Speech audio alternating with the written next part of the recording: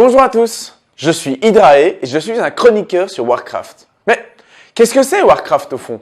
Oui, parce qu'il y a le film qui sort fin du mois, 25 mai pour les Français et 1er juin pour les Belges. Et tout le monde a déjà entendu parler de Warcraft, mais qu'est-ce que c'est réellement Warcraft? Eh bien Warcraft, c'est une histoire avant tout qui se raconte au travers de plus de 20 romans, au travers de plus de 15 jeux, 18 BD, 3 mangas. Bref, vous l'aurez compris, c'est un univers énorme. On pourrait un peu l'apparenter au Seigneur des Anneaux, mais le Seigneur des Anneaux c'est 10, 13 romans de mémoire. Warcraft, on est à près du double et encore les jeux et les mangas, les BD en plus, c'est énorme. Dans cette vidéo, ce que je vous propose, c'est de commencer ensemble l'histoire de Warcraft, voir ce qui se passe avant le début du film pour mieux comprendre celui-ci et puis découvrir un petit peu de ce monde magnifique qu'est Warcraft que j'aime partager avec vous et que j'espère vous aimerez en retour. Commençons sans plus attendre avec la phrase d'accroche du film, 2 mondes, un foyer. 2 mondes. 2 mondes, bah oui, Warcraft à la base c'est composé de 2 mondes. D'abord il y a Azeroth, qui est le monde des humains, si je peux dire ça comme ça. Alors évidemment, il n'y a pas que les humains, là il y a tous les fans du lore qui sont occupés de vouloir me tuer. C'est simplement que dans le film, ça va vraiment correspondre au monde des humains. Même s'il y a des nains, il y a des elfes, il y a des gnomes, il y a plein d'autres races, des centaines de races sur le monde. Mais voilà, ici on ne va pas se concentrer sur tout Azeroth, mais uniquement sur les royaumes de l'Est, le continent de l'Est. Il y a la partie nord avec plein de royaumes humains, et la partie sud où il n'y en a qu'un seul qui est le royaume de Hurlevent. Hurlevent donc, qui est le royaume humain le plus influent et le plus fort du sud, et qui a à sa tête le roi Lynrwyn. Le roi Lynrwyn qui a 2 amis d'enfance qui sont encore proches après toutes ces années. Le premier, qui est également champion de Hurlevent, c'est Lothar.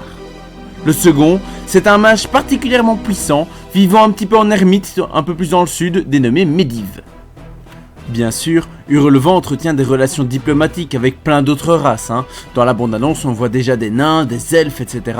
On sait qu'ils ne seront pas super présents, mais ils sont là, et c'est là la richesse du monde. Mais ils entretiennent aussi des relations avec d'autres humains, comme Dalaran. Même si j'ai dit que je ne parlerai quasiment pas des royaumes du Nord, celui-ci est assez particulier. Ce n'est pas un royaume déjà, mais c'est la cité des mages.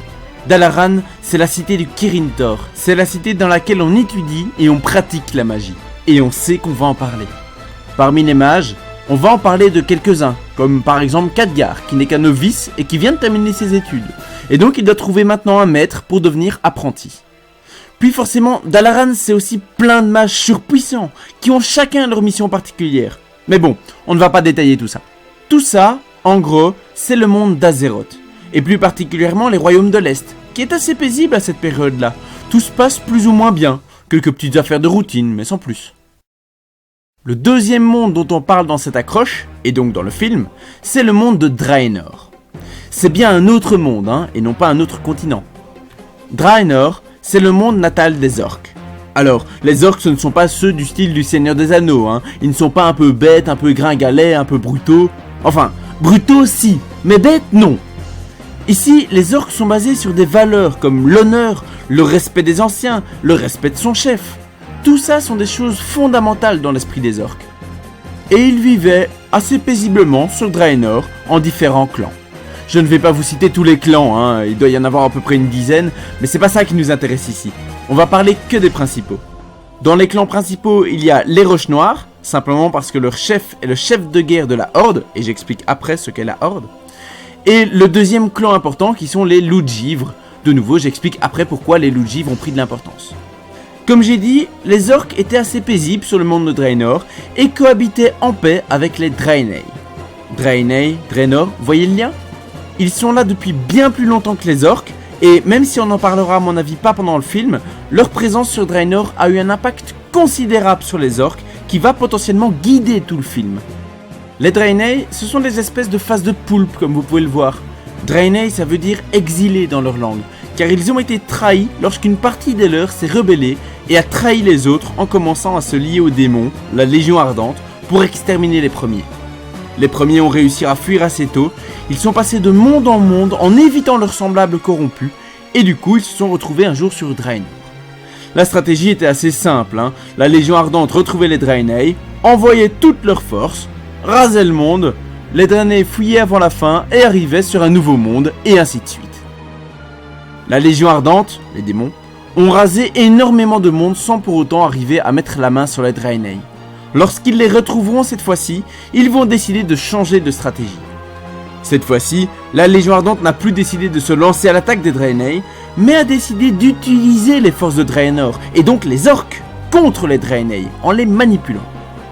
Ils ont utilisé le respect et leur culte qu'ils vouaient à leurs ancêtres en trompant les orques pour leur faire croire que les Draenei sont une menace et qu'il faut les exterminer. Ainsi, les orques ont été corrompus, trompés et se sont rassemblés. Tous les clans orques se sont réunis en ce qu'on appelle aujourd'hui la Horde. La Horde est dirigée évidemment par un chef de guerre, Main Noire du clan Roche Noire, mais le chef de guerre lui-même est manipulé par le Conseil des Ombres, qui est un conseil de démonistes mis en place par la Légion Ardente pour garder la main mise sur les orques. Le chef de ce Conseil des Ombres, c'est le démoniste Gul'dan. Donc, on a Gul'dan et son Conseil des Ombres qui manipulent Main Noire, qui, lui, est chef de guerre de la Horde. Et ainsi, sous les commandements du Conseil des Ombres, les orques vont être contraints, sous peine d'exilés et de grands problèmes, à se plier à la volonté de la Légion Ardente. C'est précisément ce qui va arriver au clan Loup de Givre, mené par Durotan, un des héros principaux du film.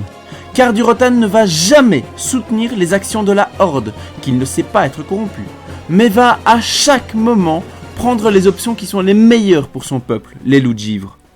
En essayant de prendre à chaque fois les meilleures décisions possibles, il va se retrouver contraint de faire ce que veut la Légion Ardente. Et donc de faire certains actes horribles, comme massacrer des anciens amis Draenei à lui, sans quoi son peuple serait exilé, voire exécuté dans certains cas. On se retrouve là, avec des orques qui ont succombé à la magie des démons et à leur corruption, et qui utilisent abondamment cette magie qui remplace leur antique magie liée aux éléments, le chamanisme. Tout ça est remplacé par la magie gangrenée, démoniaque. Les orques ne sont plus tous les êtres fiers et pleins d'honneur qu'ils avaient été avant. Ils sont maintenant en proie à la corruption démoniaque, ils ont bu le sang des démons et certains sont complètement sous son emprise. On en est à un point où le monde lui-même, le monde de Draenor, va en pâtir à cause de l'utilisation abondante de magie gangrenée. Conséquence de cela, le monde va devenir purement et simplement invivable. Les orques vont devoir trouver un nouvel endroit où vivre. Alors que le monde est invivable et que les Draenei sont presque exterminés, du moins on n'en a plus de traces, Gul'dan va recevoir une vision qui va lui dire « Venez sur Azeroth, il y a tout ce dont vous avez besoin. » Le plan, en fait, est que la Légion Ardente arrive à prendre sa revanche contre Azeroth, d'où ils se sont fait repousser il y a 10 000 ans. Mais bon, là on s'éloigne du sujet, si vous voulez comprendre la guerre des anciens, je vous renvoie vers la série que j'ai faite à ce sujet. Les orques vont donc ouvrir une porte des ténèbres, qui sera un lien entre les deux mondes, dans le but de trouver une nouvelle terre pour pouvoir ainsi avoir un nouveau foyer et y vivre leur destinée. Two worlds, one home. Deux mondes, un foyer, une destinée. Deux mondes, Azeroth et Draenor. Un foyer, un foyer pour deux peuples nobles. Même si les démons forcent les orques à combattre les humains, puisque je rappelle, dans les orques il y a ceux qui sont liés à la Légion Ardente comme Gul'dan et son Conseil des Ombres, et ceux comme Durotan et Orgrim qui veulent juste survivre sans pour autant vouloir affronter qui que ce soit. On arrive alors aux premières secondes du film Warcraft, le commencement. Voilà, vous savez un petit peu l'enjeu du film et le contexte dans lequel tout ça va se dérouler. Mais vous ne savez pas encore les détails au niveau des personnages, qui est qui, etc. Mais rassurez-vous, on va bientôt faire une vidéo dans laquelle je vais reprendre tous ces noms-là. Ici, j'ai essayé de minimiser un maximum le nombre de noms dans la vidéo pour que ce soit plus facile à suivre pour ceux qui ne connaissent rien du tout. Mais donc, on fera une nouvelle vidéo où je vais tout détailler et vous serez fin prêt pour profiter un maximum du film Warcraft. Si vous avez aimé ou que vous commencez à aimer l'histoire de Warcraft, n'oubliez pas de vous abonner pour suivre ma chaîne. Vous pouvez aussi me suivre sur, j'allais dire là, mais ils sont pas là, ils sont là. Facebook, Twitter, Tipeee. Je remercie encore beaucoup les tipeurs. Merci à tous. Et puis, il y a la main qui me fait merci aussi. Merci la main. Et je vous dis à très bientôt. Portez-vous bien. Et on se retrouve pour une prochaine histoire. Salut, salut!